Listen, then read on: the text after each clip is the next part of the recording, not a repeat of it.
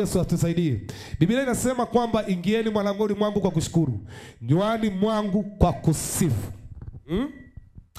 Ingieni malangoni mwangu kwa kushukuru. Kwa hiyo ni vizuri ukamshukuru Mungu popote pale ulipo, kwa sababu moyo wa shukrani, lugha ya shukrani ni network ya moja kwa moja ya kuwasiliana na baraza la mbingu. Kumbuka kipindi hiki ni mawasiliano ya maskani, kutoka kwenye maskani ya Mungu juu ya maisha yako popote pale ulipo. Operation ya mawasiliano kutoka katika maskani ya Mungu. Kuna mambo kadhaa ninayotaka tuangalie kuhusu mawasiliano. Bwana Yesu atusaidie sana. Kuna jambo ambalo nataka tulishughulikie leo, maana nikikupeleka kwenye swala la mawasiliano na Mungu, angali kuna kitu kingine kinachowasiliana na wewe. Hakuna namna unaweza kunielewa. Watu wengi leo wako katika vifungo vya nguvu za giza. Watu wengi leo wako katika vifungo vya uziwi. Hawasikii chochote kutoka kwa Mungu. Jambo la kwanza, usalama wetu ni mawasiliano kati yetu na Mungu. Usalama wetu ni mawasiliano kati yetu na Mungu. Lakini jambo la pili, uhai wetu sisi tuaminio inatokana na mawasiliano kati yetu na Mungu. Moja ya kitu ambacho nimekuja kugundua katika mapambano ninayopambana, nimekuja kugundua kwamba mawasiliano ya watu wengi haipo kwa Mungu aliye hai. Bwana Yesu atusaidie sana.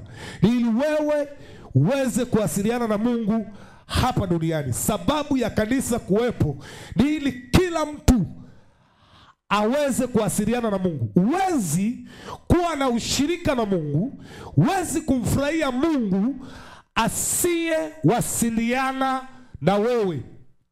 Bwana Yesu atusaidie sana. Kumbuka Mungu alipomtokea Ibrahim, kitu cha kwanza alimbadilishia mazingira. Bwana Yesu atusaidie sana. Bwana Yesu atusaidie. Alimbadilishia mazingira. Kwa nini alimbadilishia mazingira?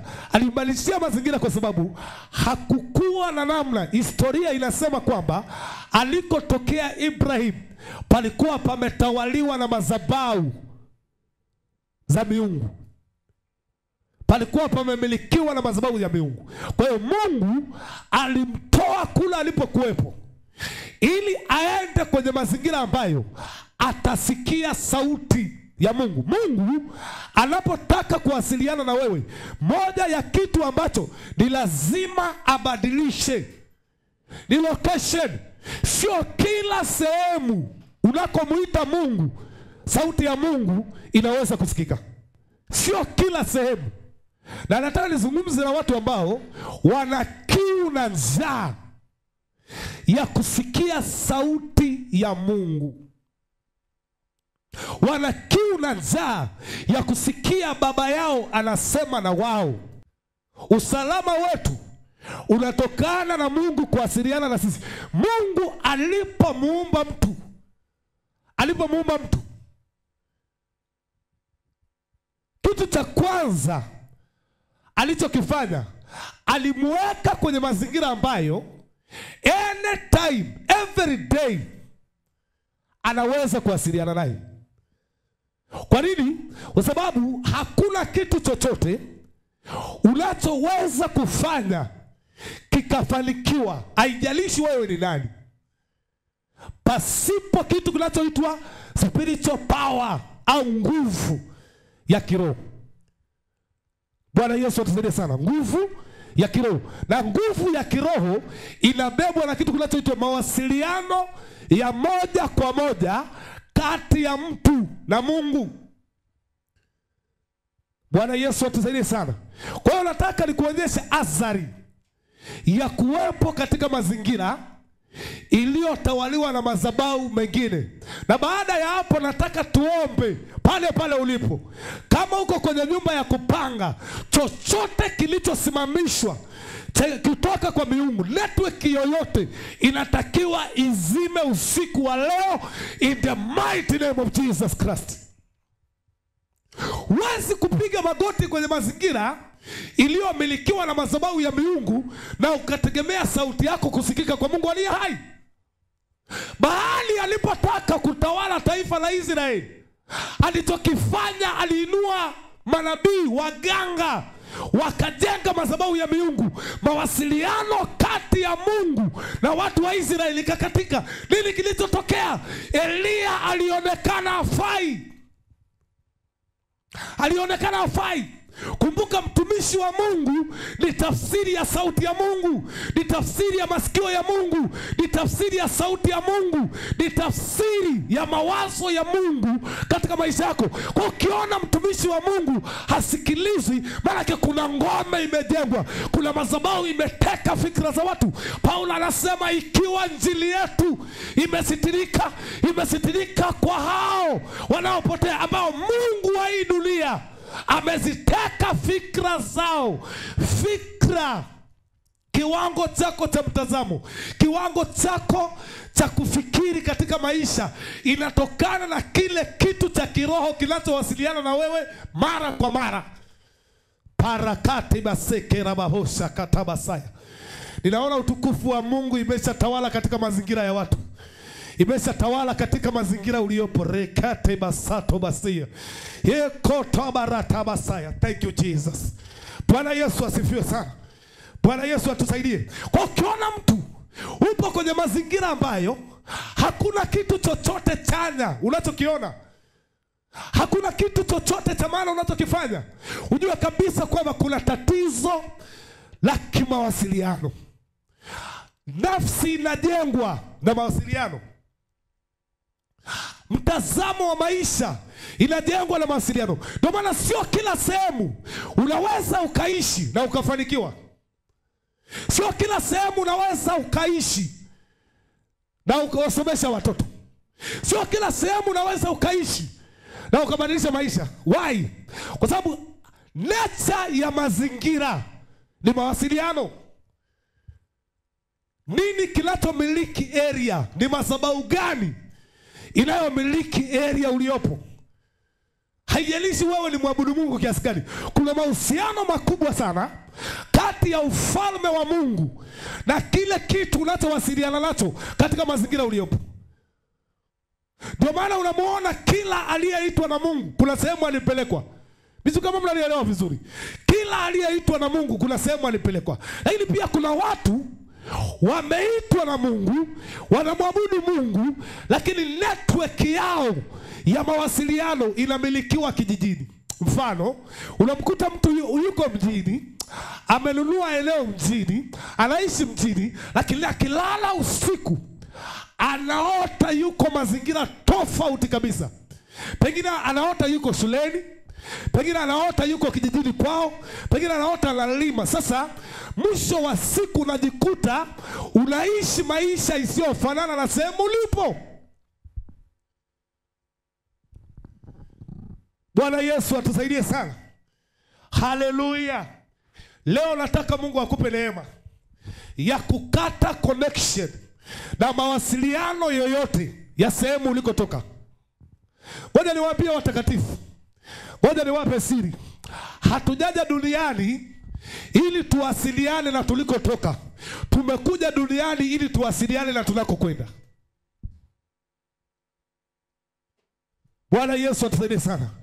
Network yako ya maisha inatakiwa iende kule unapokwenda.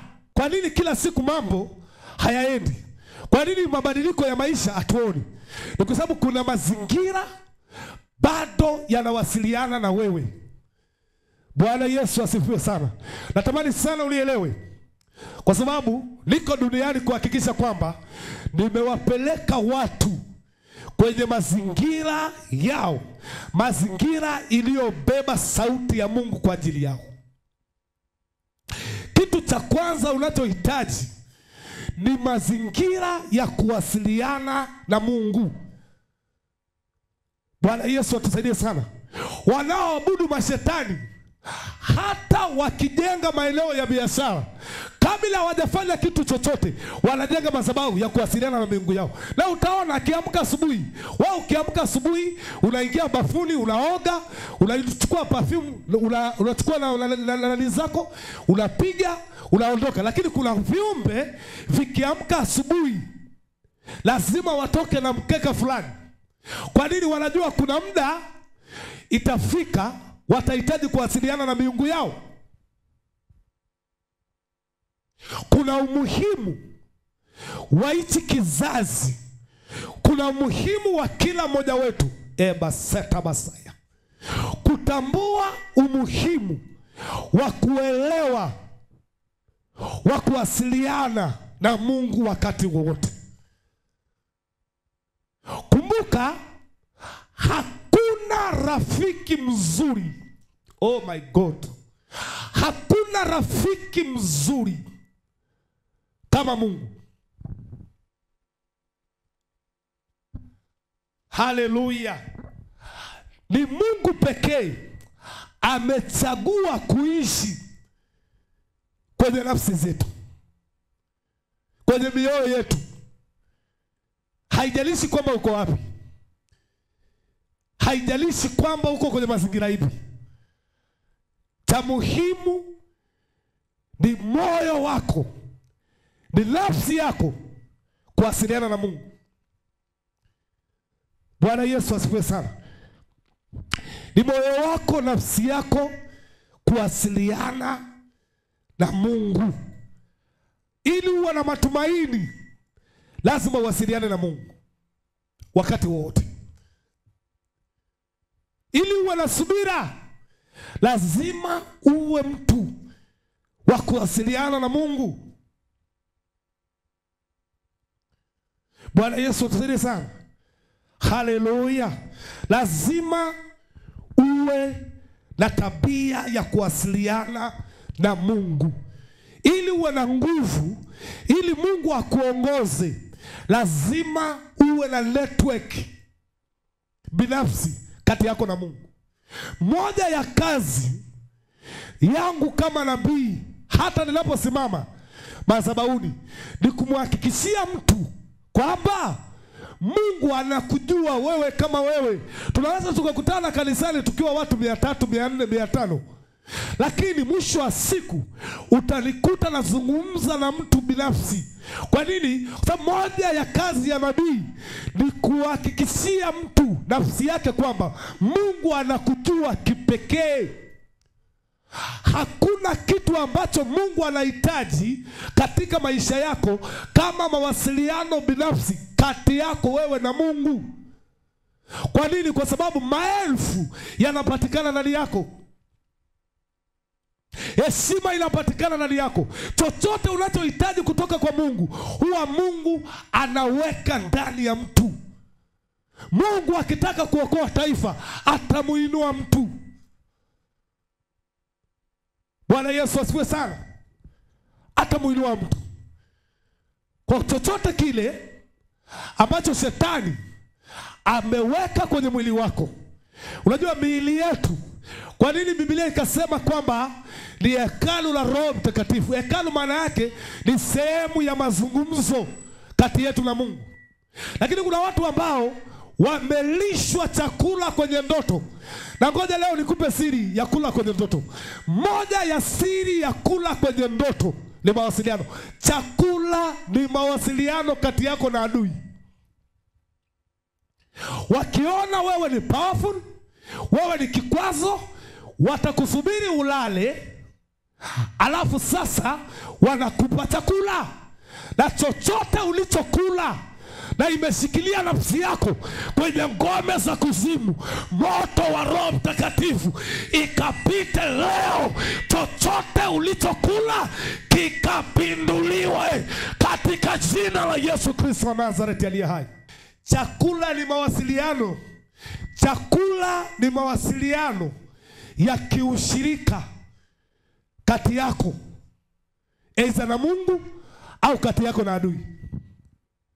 Huwa tunapokunywa damu ya Yesu, ni moja ya njia ya kuilazimisha miili yetu kuwasiliana na Mungu.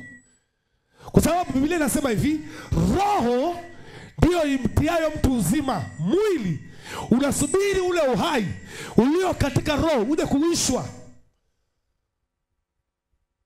Bwana Yesu atusaidie sana.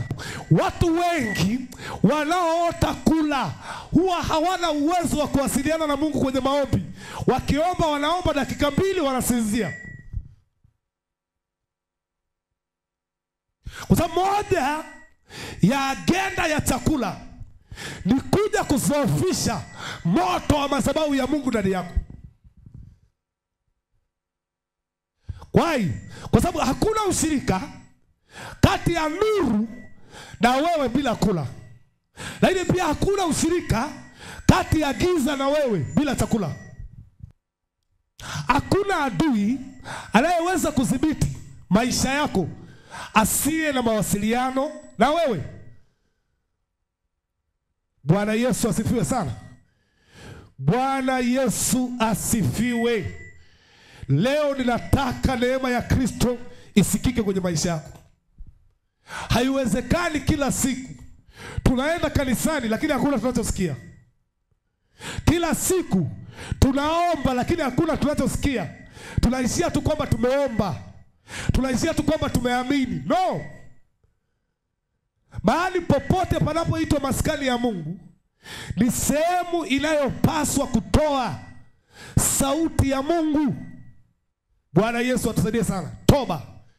Toba wanangu haijawahi kushindwa. Toba ni neno la msalaba. Toba ni damu ya Yesu. Toba ni zamana ya kwanza tuliopewa na Mungu msalabani. Haijalishi kwamba uko kwenye mazingira gani, usijihesabie haki. Tubu. Haijalishi kwamba uko katika hali gani, mwambie Mungu, mimi ni kazi ya mikono yako. Ni kweli ndani yangu nina maumivu, lakini wewe ni Mungu. Ninastahili kukuabudu katika mazingira yoyote ile, kwa sababu hakuna maumivu yaliyoweza kuzidi maumivu aliyopata Yesu msalabani ili wewe upatikane. Haijalishi kwamba uko katika hali gani, usijihesabie haki. Usijifariji kwa machozi. Omba rehema za Mungu. Mwambie Mungu, katika kusononeka kwangu, katika kulia kwangu, ninahitaji wema. Ninahitaji rehema zako. Kwa sababu hakuna machozi uliowahi kulia ukapata majibu. Hakuna siku umelia ukapata solution. Katika kilio chako mtake Mungu wa njia toba. Jina la Bwana libarikiwe sana. Mtake Mungu. Mtake Mungu. Kwa sababu moyo ni uwanja wa ibada. Kwa hiyo haijalishi kwamba kuna nini kilichotokea, lakini mtake Mungu kwa njia ya toba. Toba hufungua malango ya kiroho. Toba hufungua malango ya kiroho. Jambo la pili, usipigane na adui bila toba. Kumbuka, ushindi wetu haitegemei namna tunavyopigana. Inategemea namna Mungu anavyotupigania. Kwa hiyo popote pale unakotaka Mungu akutetee, wakati maadui wanakusubiri, wewe tanguliza damu ya Yesu. Jeshi lijapojipanga, watangazie kwamba ninyi mnanijia kwa sababu mmenisoma. Ninyi mnanijia kwa sababu mnanijua mimi ni nani. Na mnajua kwamba nina udhaifu upi, lakini mimi ninawajia kwa njia ya msalaba. Kwa sababu silaha za vita zetu si katika akili tulizo nazo, bali ni katika Bwana aliyepigana msalabani kwa ajili ya maisha yetu. Bwana Yesu asifiwe sana. Ukitaka kushindana na adui na ukamshinda kirahisi, tanguliza damu ya Yesu. Tanguliza damu ya Yesu. Eneo lolote ambalo adui ametawala na unahitaji kumuondoa kirahisi, toba. Peleka damu ya Yesu Kristo. Bwana Yesu asifiwe. Peleka damu ya Yesu Kristo. Usiinuke tu na kuanza kushambulia. No.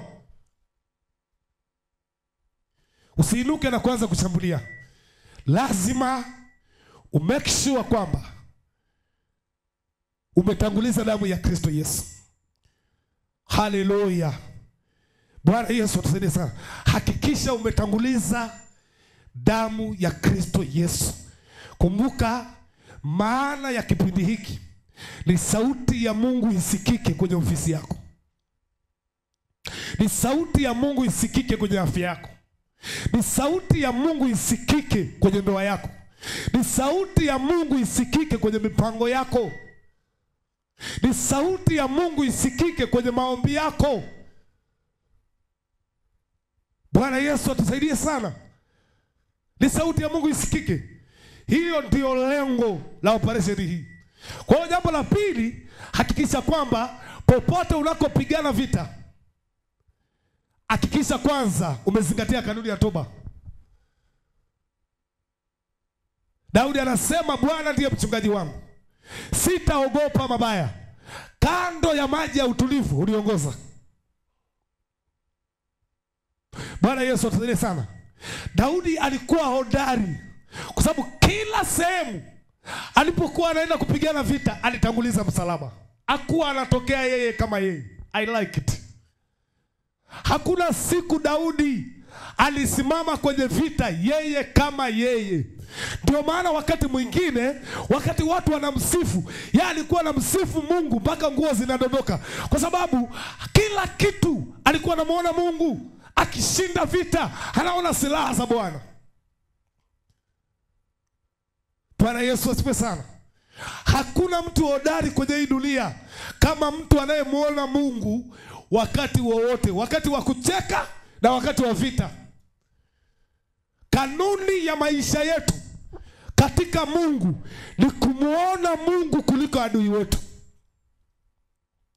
Bwana Yesu atusaidie sana. Ni kumsikia Mungu kuliko adui wetu. Haleluya. Bwana Yesu atusaidie. Operation ya ukombozi, lengo la deliverance ni kukata mawasiliano kati yako na madhabahu za adui zilizokumiliki. Jina la Bwana libarikiwe sana. Kwa hiyo usipigane vita bila toba. Jifunze kumtanguliza Mungu katika mapambano unayopambana. Bwana Yesu asifiwe sana. Bwana Yesu asifiwe sana. Jifunze kumtanguliza Mungu. Unapomweka Mungu mbele, hiyo vita huwezi kushindwa. Haleluya. Hiyo vita huwezi kushindwa. Huwezi kusononeka. Huwezi kukata tamaa.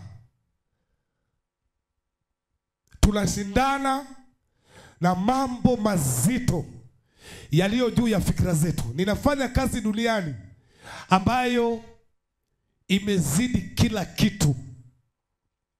Kazi ninayofanya ni zaidi ya akili yangu, ni zaidi ya elimu yangu, ni zaidi ya umri wangu. Yes. Why? Kwa sababu sio mimi, bali ni yule aliye ndani yangu. Bwana Yesu atusaidie sana. Yule aliye ndani yangu. Mungu hakutuokoa na kutuacha peke yetu. Hapana.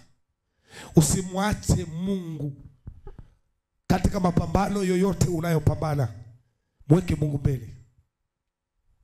Bwana Yesu atusaidie sana.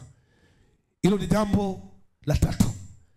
Jambo la mwisho. Jambo la mwisho. Naomba tusikilizane kwa makini sana. Naomba tusikilizane kwa makini sana.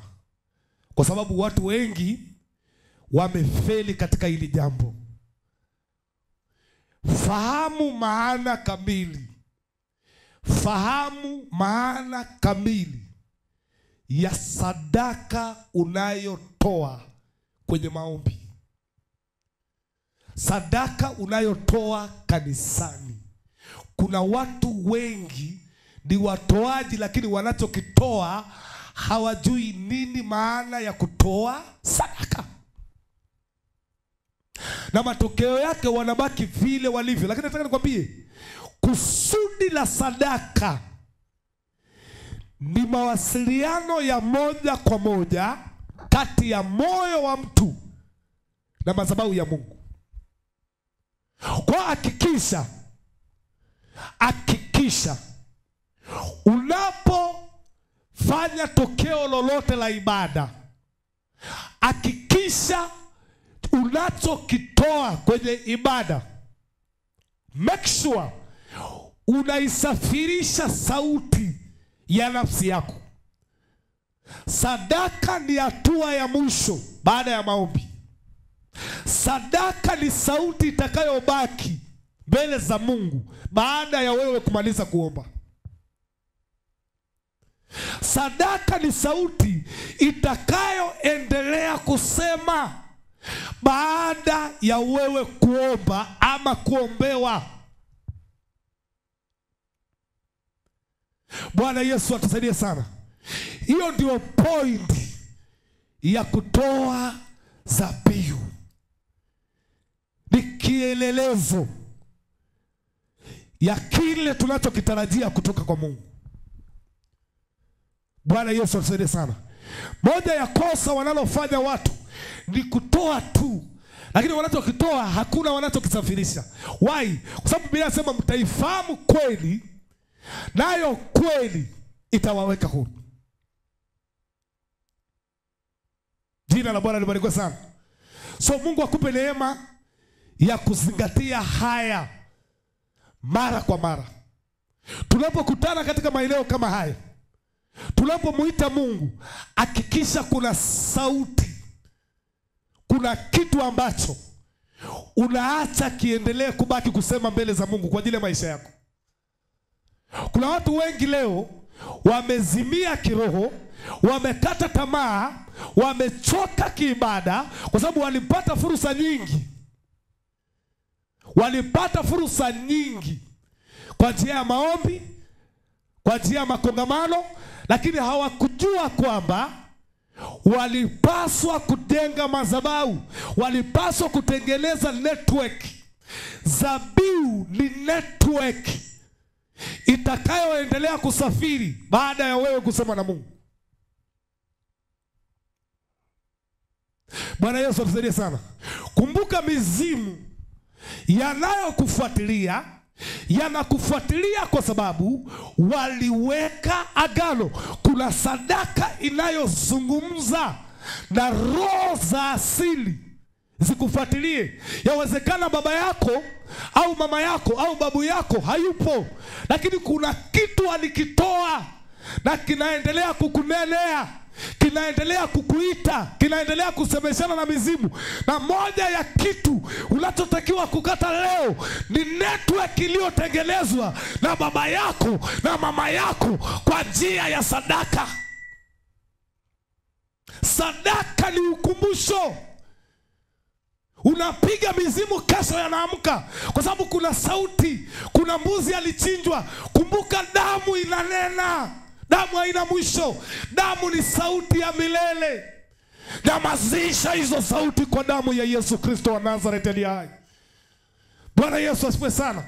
Lazima hizo sauti ya kafara walizotoa zinyamaze kimya kwa jina la Yesu. Zinyamaze kimya kwa jina la Yesu. Zinyamaze kimya kwa jina la Yesu Kristo wa Nazareti aliye hai. Ukiona mtu anachinja, manake kuna sauti anaacha, kuna kelele anaacha. Mungu anamwambia Abeli, ni nini hichi ulichofanya? Mbona sauti ya damu ya ndugu yako inalililia? Bwana Yesu asifiwe sana. Bwana Yesu asifiwe. Kuna damu inayosafirisha mabaya, kuna damu inayosafirisha mema, kuna damu inayonena mabaya. Adui akikulaani lazima aweke damu, lazima aweke damu. Sasa swali, Kama damu ya Yesu imemwagika msalabani, tuna haja gani ya sisi kutoa sadaka? Yes. Kumbuka damu ya Yesu ni sauti ya Yesu, na unachokitoa ni sauti ya moyo wako inayohitaji kufungamana na sauti ya Mungu kupitia damu ya Yesu Kristo. Yaani nikiongea haina maana wewe usiongee. Nikiongea kama wewe usipoongea, maana hakuna kinachoweza kutokea. Bwana Yesu atusaidie sana. Sijui kama unanielewa, nipungie mkono namna hii. Mungu akubariki sana. Mungu akubariki sana. Natamani sana tuelewane, kwa sababu natamani baada ya kipindi hiki kila mtu ajue kwamba apigane vipi. Kila mtu ajue kwamba kesho anapokeaje. Mungu amenihakikishia kesho kuna watu wanarudishiwa nota za mikono yao.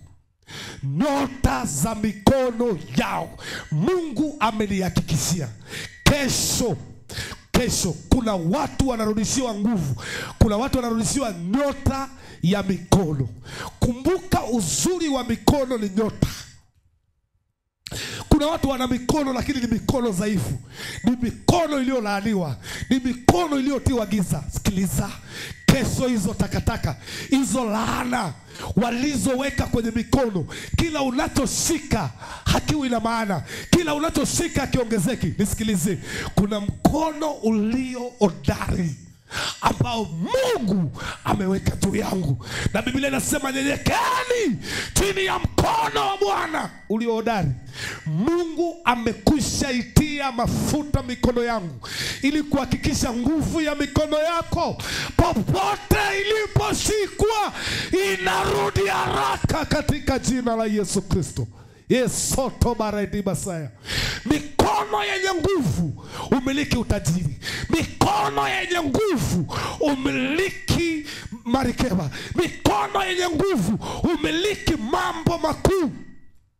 Uhodari wa maisha ya mtu unabebwa na mikono yake. Mikono yenye nguvu hukumbatia watoto wenye nguvu. Mikono yenye nguvu humiliki majumba yenye nguvu. Humiliki usafiri wenye nguvu. Ili umiliki kitu chochote unahitaji kitu kinachoitwa spiritual power in your head. Bwana Yesu asifiwe sana. Unahitaji nguvu kwenye mikono yako. Nguvu yoyote uliyopoteza ya mikono yako, my dear, mwanangu katika Kristo, na kuhakikishia zile nguvu zinakwenda kurudi.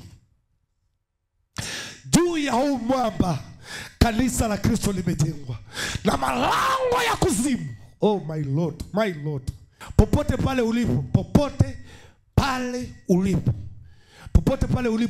nataka utengeneze network na kuhakikishia kuna mkono wa Mungu juu yangu. Roho wa Bwana Mungu yu juu yangu. Amenipaka mafuta ili kurudisha nguvu ya mikono yako. Ukiona unachokifanya akiendi, kuna nguvu imeibiwa kwenye mikono. Kuna nguvu imeibiwa kwenye mikono. Ni vitu vingapi umevishika na havijakusaidia? Ni shingapi umeshika na haijaleta chochote kwenye maisha yako, na hakuna unachokumbuka? Is it true kwamba hujawahi kuwa na mema? Ulishawahi kuwa nayo, lakini kuna nguvu imeondolewa. Huwezi kumiliki kitu chochote kwenye hii dunia kama nguvu uliozaliwa nayo kwenye mikono imeshikiliwa na adui.